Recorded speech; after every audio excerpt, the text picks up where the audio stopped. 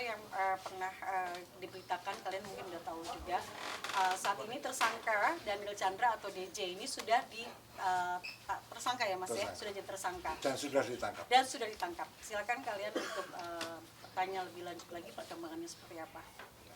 Jadi saya ceritakan dulu, Ya. kronologisnya adalah kenapa saya dan Duyan ikut di dalamnya. Pemilik dari tanah dan tambang batubara di Jambi itu adalah Herman Tisna, sahabat kami lama, puluhan tahun. Kemudian kami diajak untuk bergabung di PT BBI. Nah, tapi ketika kami ke notaris, ternyata nama PT-nya pemiliknya sudah diganti oleh tersangka DC yang itu dia sebetulnya sebagai direktur operasi yang dipercaya gitu. Jadi dalam hal ini ada dua kasus. Pertama, kasus pembajakan atau perampasan dari tambang batubara itu sendiri, perusahaannya diganti, PT-nya diganti kepemilikannya. Yang kedua, pemalsuan akte yang notarisnya pun sudah diperiksa. Yang kedua adalah penjualan tanah, dalam hal ini tanah di Jambi di tepi Sungai Batanghari, itu adalah pelabuhan jeti. Jadi itu untuk mengangkut batubara tersebut. Di situ tidak hanya tanahnya, tidak hanya jetinya, tetapi juga ada alat-alat beratnya. Jadi memang sudah operasi. Tapi tahun itu terabaikan oleh pemiliknya Pak Herman karena batubara waktu itu belum begitu booming. Nah, kemudian tahun 2021 Pak Herman ke sana, ini ternyata sudah diganti semua. Jadi kemudian tidak diakui, Pak Herman sudah tidak tercatat sebagai pemilik dan sebagainya. Ada pemalsuan surat. Akhirnya tahun Juni tahun 2023 saya sama Duyan sama Herman ke Jambi untuk mengurus itu. Nah, kami laporkan, jadi ada dua peristiwa. Satu, tanah alat berat itu di Jambi, Polda Jambi. Yang kedua di Mabes Polisi ini. Dalam hal ini saya terima kasih untuk Polda Jambi yang responnya bagus sehingga tersangka sudah dinyatakan tersangka dan sudah ditangkap. Nah, kami harapkan juga Mabes Polri di sini mudah-mudahan segera juga memproses perkara ini. Jadi ada dua perkara. Demikian. Terima kasih. Ada pertanyaan? Ada pertanyaan? Silakan teman-teman. Om, ya. Bilang total kerugiannya berapa Om? Oh, kerugiannya banyak banget. Kalau ya, saya angka-angkanya tidak tahu pasti, mungkin nanti saya bisa cek lagi. Tapi kalau udah ratusan ribu yang keluar dari situ kan berarti udah puluhan miliar. Bukan saya yang dirugikan, tapi Pak Hermannya yang dirugikan. Dan tanahnya itu juga miliaran. Tanahnya itu 1,9 hektar di tepi pelabuhan. Itu Di sungai ya, di tepi sungai Batanghari. alat-alat beratnya. Jadi kerugian luar biasa. Tidak hanya itu, tapi perampasan PT-nya itu sendiri sehingga yang punya nggak bisa jualan. Sampai hari ini nggak bisa jualan karena menyangkut modinya, RKAP-nya, menyangkut pajaknya, menyangkut semua hal. Itu. Jadi bisa dikatakan seperti modus gitu ya Om, atau gimana sih? Oh iya, ini kan kita berhadapan dengan mafia tambang yang sebetulnya ketika itu pemerintah komitmen untuk memberantas ya. Nah, mudah-mudahan ini bisa cepat selesai, bisa dinyatakan siapa yang salah, kembali ya kepemilikannya kembali pada yang berhak gitu. Jadi mudah-mudahan ini segera selesai. Mungkin sudah beroperasi berapa tahun, apakah Om Roy juga ikut invest di dalam situ atau seperti apa sih Om? Sebetulnya kan mau, tapi kan kemudian nggak bisa, bermasalah kan. Justru itu ketika kita mau masuk di dalamnya, kemudian kita baru tahu kalau itu bermasalah. Gitu.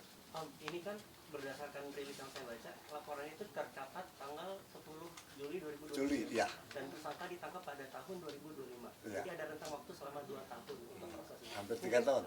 mungkin bagaimana apa sih alasannya kenapa proses penangkapan pelaku ini begitu lama untuk Iya, ditangkap? ini selalu problem kita, problem seluruh tambang di Indonesia. Mafia, kalau kita berhadapan dengan mafia seperti itu. Jadi selalu mereka itu begitu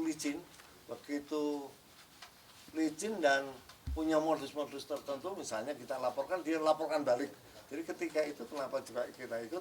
Karena dia juga menuduh saya dan Dwi yang ikut terlibat penipuan tambang itu, gitu loh. Jadi kami yang dilaporkan balik, gitu.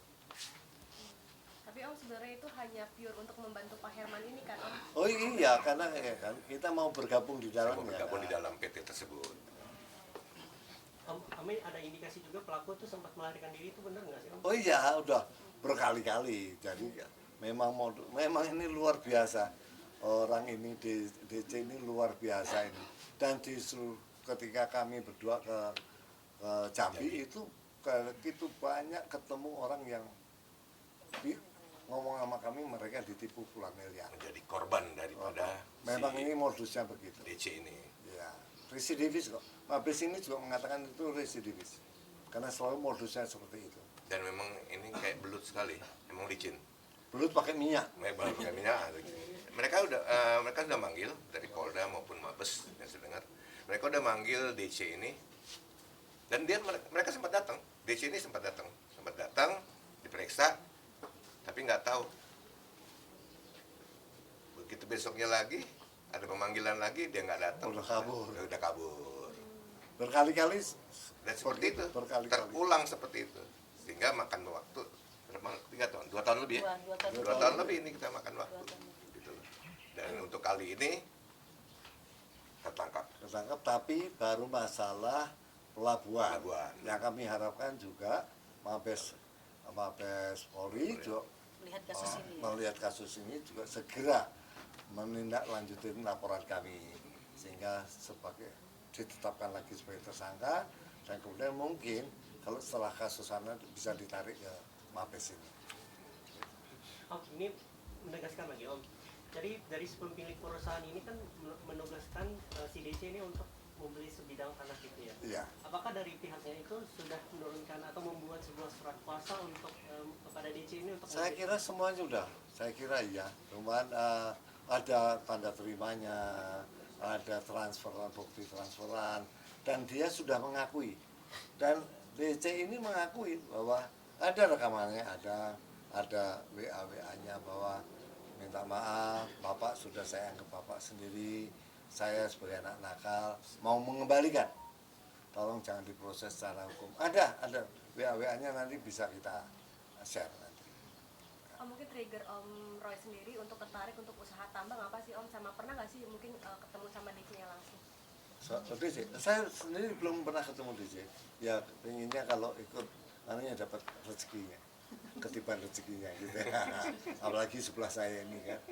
Sama mungkin trigger awal Om Roy ingin tertarik usaha tambang apa sih Om? Ya itu kita lihat tambang kan suatu yang menggiurkan. Ya.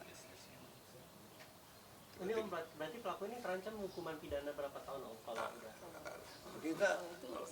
Saya nggak tahu secara hukum, saya nggak bukan ahli hukum, tapi yang kita harapkan yang sepadan aja orang dihukum sesuai dengan apa ya, ya apapun yang dia lakukannya. Jadi kita berharap tidak perlu diperberat atau diperingat, sesuai aja. Tapi kan dia masih ada 2-3 masalah lagi. Yang laporan juga tidak hanya kami, ada beberapa yang melaporkan juga. Nanti kan akan terungkap setelah ini kasus ini diungkap, akan pasti kami yakin akan ada laporan-laporan lain. Dan saya harapkan terima kasih buat teman-teman wartawan dengan diungkapkan ini sehingga terdakwa tidak bisa main belakang. Kami harapkan itu sehingga ya diproses secara hukum lah. Kami percaya teman-teman Polda Jambi sangat konsen, sangat profesional menangani ini. Juga Mabes Polri Jakarta. Dan juga kalau masuk pengadilannya. Kalau masuk saksa demikian juga, hakim demikian, selama di teman-teman pers mengawal ini, saya percaya ini semua akan berjalan dengan baik. Om Roy ini kira-kira terkesan mengulur waktu nggak ya dari kepolisian? Karena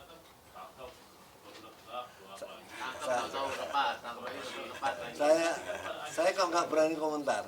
Saya, sejujurnya saya nggak berani komentar. Ya, tapi satu hal, ya terima kasih lah pada Polda Jambi, semuanya sudah terlaksana lah. Apa yang kami laporkan sudah ditindaklanjutin, ini sebuah prestasi yang menurut saya bagus. Om, ini kan tadi Om menjelaskan bahwa banyak total korban yang merasa dirugikan ya. Apakah Om juga berharap bahwa uangnya bisa dikembalikan atau gimana? Maunya sebegitu. Maunya sebegitu. Iya, tapi kayaknya kalau susah ya. Susah kalau uang kembali. Minimal ya, perusahaannya dikembalikan. Sehingga sahabat kita Herman dan kami juga bisa mengerjakan tambang tersebut. Ya kan, kalau yang udah hilang, ya kita anggap aja nyumbang yatim piatu gitu. Ya. Ini kan atas tanah itu sudah dibangun, ada bangunan lah, ada usaha segala macam yang berjalan. Kalau ditaksir total kerugian berapa? Selama 2 tahun dia sudah merampas. Waduh, saya nggak tahu pasaran di sana, tapi bayangin itu suatu tempat yang paling strategis di sungai, di bantaran sungai Bataan itu. Memang sekarang kan di Jambi itu baru meledak tambang sawitnya maupun batu baranya maupun emasnya atau tambang-tambang lainnya baru hebat sekali. Jadi memang dibutuhkan pelabuhan itu, pelabuhan untuk mengangkut hasil-hasil tambang tersebut. Dan itu yang paling dekat dengan tambang kami itu cuma dekat sekali dibanding yang kan ada yang jauh, ada yang 100 kilo, ada yang 40 kilo. 160. Ini cuma berapa ya? 13. Ya, enggak segitu. Ini dekat sekali, paling dekat tambangnya kami itu paling dekat dengan pelabuhan ini. Kalau diestimasikan ratusan miliar ya? Hah? Kalau diestimasikan ya, kurang lebih ratusan miliar nggak sih? Ya, Kira bisa. Ya, Bisa. bisa. Ya. Bisa. Saya nggak sekali lagi saya nggak tahu pasaran tanah sana, tapi pasti kerugian paling besar. Tapi pelabuhan masih kalah dengan tambangnya itu sendiri. Jadi perebutan tambang ini yang lebih besar, ya kan? Perusahaannya yang dirampok ini yang lebih besar kerugiannya dibanding itu besar, tapi perusahaannya jauh lebih besar. Karena BBI itu kan termasuk pelopor atau perusahaan paling besar di Jambi.